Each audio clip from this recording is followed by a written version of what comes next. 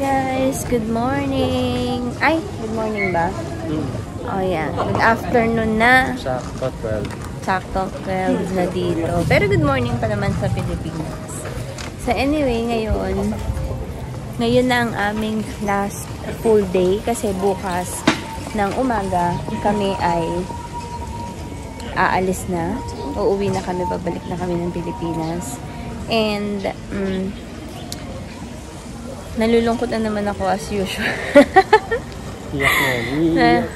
Nalulungkot na naman ako dahil tapos na naman ang bakasyon. Ang bilis nga ng araw eh. 7 days na yun. 8 days na bukas. Yun na yun. Pero syempre, grateful pa din tayo kasi nga naman nakapag ganito tayo. So anyway, ngayon ang aming last full day. So tatry naming maggala ng bongga. Ngayon nandito kami sa may Yuyake Dandan ata ang pangalan nito or Sunset Dandan. Dito kami dadaan kasi nga pupunta kami doon sa may Nipori Station kasi kukunin ko na yung Skyliner ticket namin para bukas kasi para if ever hindi ko magamay kung paano siya kunin or paano siya i-claim, at least hindi kami bukas masayangan ng oras papunta ng airport kasi nga ngayon na namin siya kukunin. So yan, ang daan kasi papunta dun sa Nipori Station from dito sa hotel namin is etong Sunset Dandan. Tapos mabilis lang, as in malapit lang din siya. So papakita ko sa inyo ang eto pala, Tokyo Yanaka Shopping Street. Pero pag sinearch mo siya sa Google, minsan ang pangalan niya ay Yuyake Dandan or Sunset Dandan. So let's go, punta na tayo doon. Eto siya.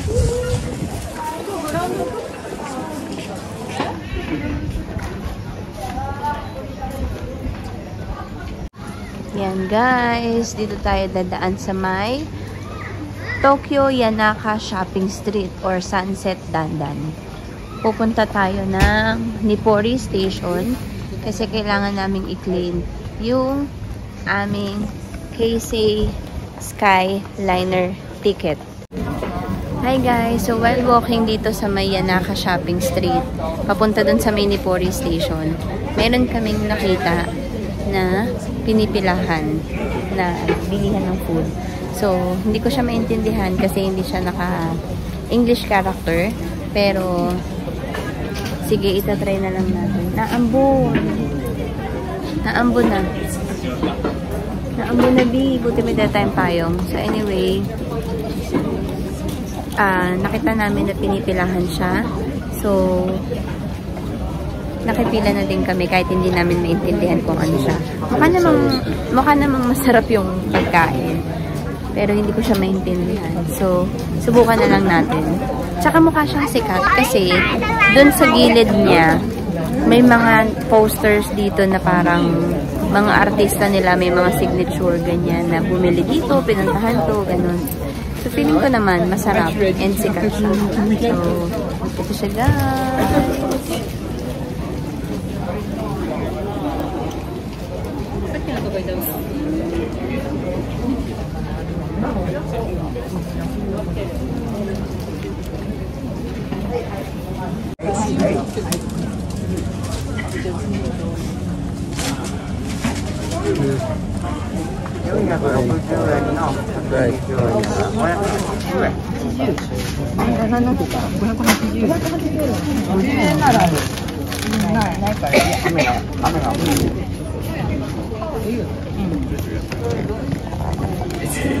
Ito di horse.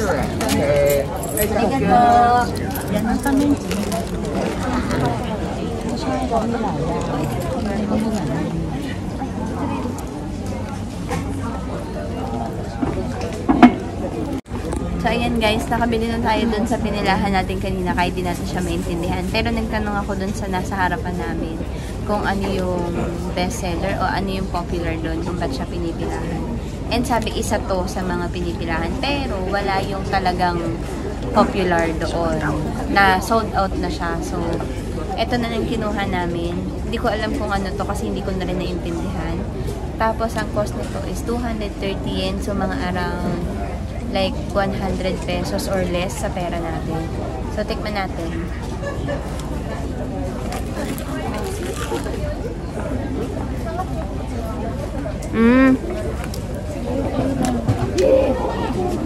Mukhang beef. Beef. See? Masarap nga.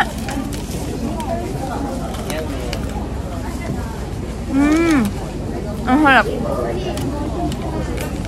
Nice. Haba ng pila nito, guys. Kaya mabilis lang. So, let's go!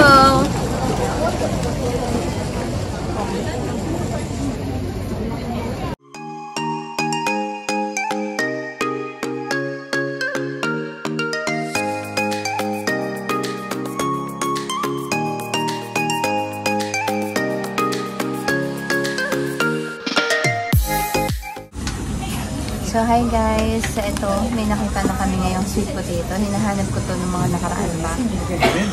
Dito lang pala malapit sa hotel namin meron. Sa may Yanaka Shopping Street.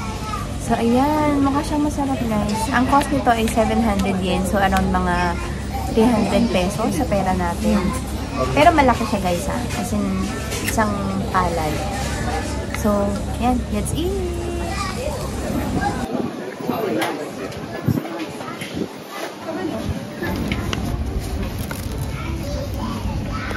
Oh, wow. Yeah. I think Let's try.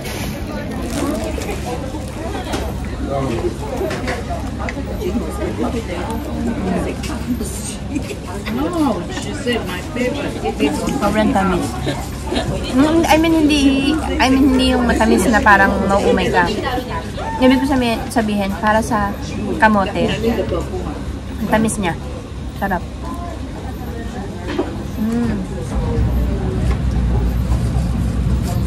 Must try. Yeah, sobrang sarap. Saka masarap kasi mainit. Try ng asawa ko. Kain balat ba to? Yeah, kain balat. Diba? Masarap. Parang nilagang saging din.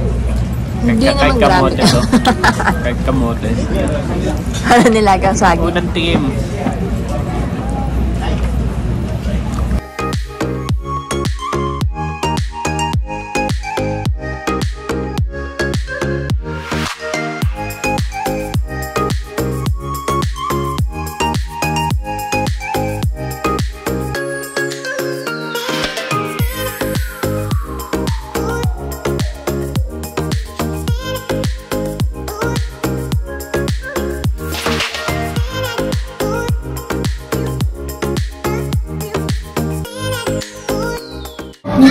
Hi guys!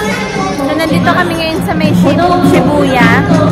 And meron sila ngayong traditional festival. So, ayan. 18 to 19 daw yun. Tapos meron din sa around sa may hindi.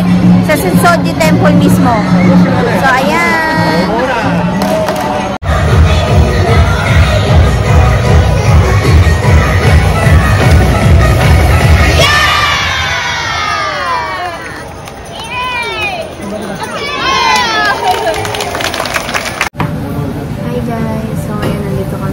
Gyokatsu Motomura.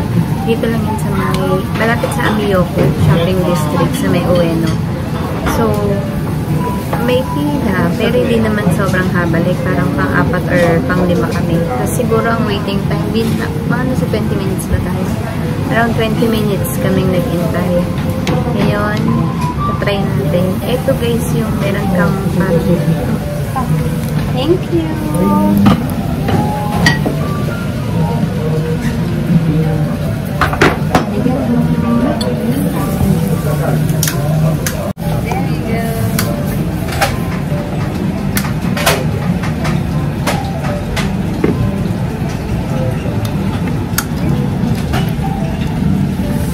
So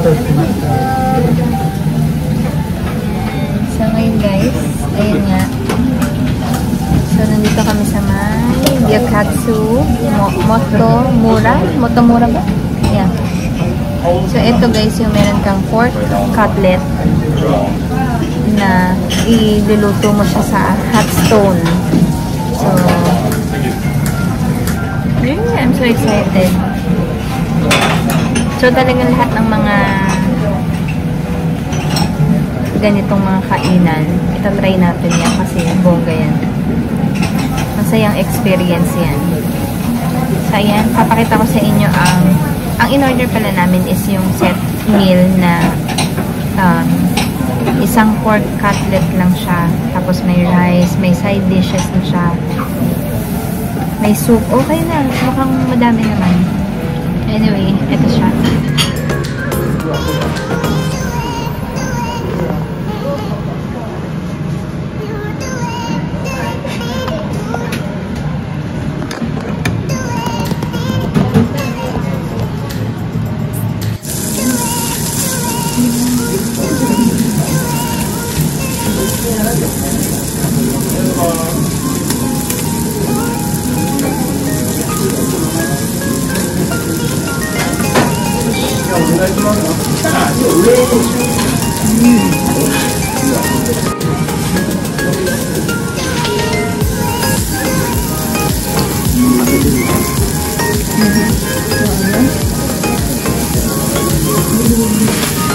Okay lang ito lang, no?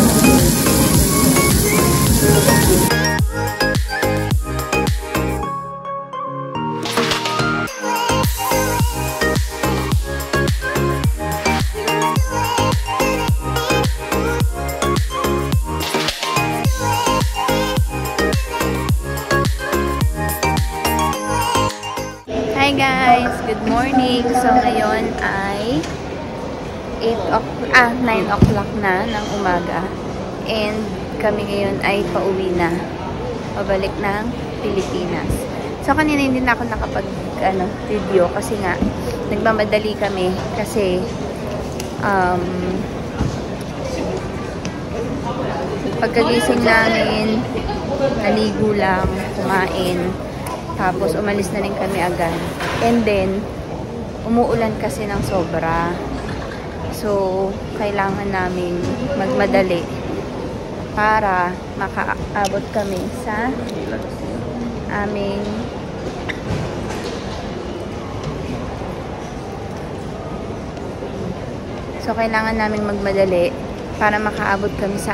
Skyliner na train kasi may oras yon, scheduled kasi yon. So, para hindi kami malate, di kami maiwan, di kami magka-problema. So, kailangan namin magmadali. Ngayon, dito na kami sa may departure area. Mag-check-in na kami ng aming mga bagahe. And then, doon na lang kami mag-iintay sa may boarding gate once na matapos na kami. So, ayan. My goodness. Tapos na naman ang araw. So, ayan. Let's go!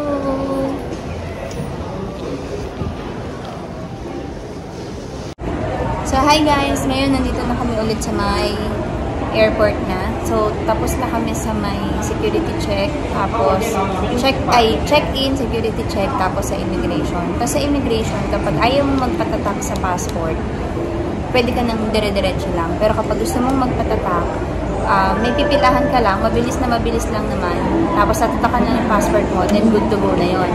Tapos, after ng customs, ganyan. So, ang dami ng shops. So, nandiyan na yung mga duty free. Madami, sobrang daming shops na. Tapos ngayon, yan, pupunta na kami sa boarding gate namin kasi waiting na lang kami ng aming flight. Ngayon ay 11:30 na. Boarding kami ng 12:30, no, B? 12:30 kasi 1 ang aming flight. So, 1 hour na lang meron. Katry namin kung meron pa kaming pwedeng kainan doon kasi nagugutom na rin kami, hindi pa kami nagla-lunch. Pero nag-breakfast naman kami kanina doon sa aming hotel bago kami umalis. So, ayun. Ano pa ba nangyari kanina? Alam nyo guys, sobrang higpit nila sa mga bagahe. Like, yung check-in mo, so talagang dapat 20 kilos lang. Kapag more than 20 kilos, hindi ko alam kung ganun talaga sila in general or talagang depende din sa officer na matatapat sa'yo yung sa counter. Pero yung sa amin kasi, tsaka yung sa katabi, yung mga hilera doon, talagang mahigpit sila. Even yung aming mga hand carry baggages, talagang lahat, talagang susukatin nila or titignan nila kung parang 7 kilos lang ba yan or parang sa tingin nila malaki, ganun. So, mahigpit talaga. So, mas okay na pa-follow na lang din yung rules na 7 kilos kapag hand carry and then, yun, in-check-in nyo. Kaya nga kami nung asawa ko kanina, naglipat-lipat pa kami kasi isa naming bagahe, parang 20.80 something. Tapos yung isa naman, parang nasa 18 lang. So, tinanggalan lang namin ng konting damit. So, ngayon, balance na sila, parang 19.90 na sila parehas. Yung nauna nga sa amin na matanda, kawawa din naman siya, pero kasi nga naman, hindi naman pwede kasing i-hand carry, di ba, yung mga umbrella. So, meron kasi siyang umbrella. So, pinagbabayad siya ng 9,000 yen, which is magkano din sa atin yun, mga parang 3,000 pesos para sa payong. So, parang sabi sa kanya, i-throw away niya na lang yun, parang ganyan, kesa i-check-in niya kasi nga naman mahal. So, si nanay, pinili niya na lang ding itapon. Siyempre, hindi niya naman pwedeng ipilit na i-hand carry yun. So, anyway, pupunta na kami ngayon na boarding gate namin. So, uuwi na kami. Totoo na ito. So, let's go!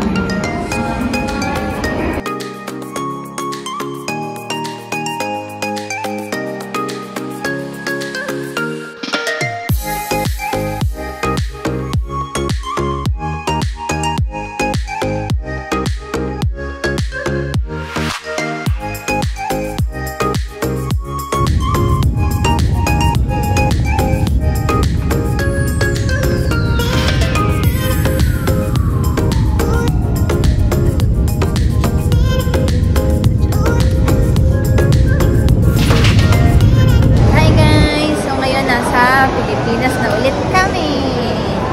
And sobrang delayed yung flight. Ang flight ay delayed na 3 hours ata. Di ba, Bino? Mga 3 hours ang delayed. Oh, delayed kami ng 3 hours. So, supposedly 5 p.m. nandito na kami. Pero dumating kami ng around mga 8 something. 8 plus pa nga eh. So, late na. So, ngayon, uwi na kami. So, dito na natatapos ang aming Japan. Oh my gosh, I'm so happy. Thank you, Lord. So, anyway, later na lang ulit. So, ayan guys, uwi na kami. So, dito na natatapos ang aming Japan vacation vlog. Kayo nang bahala. So anyway, thank you so much. Bye-bye. Thank you, Lord. Thank you, Japan. Bye. Sayonara.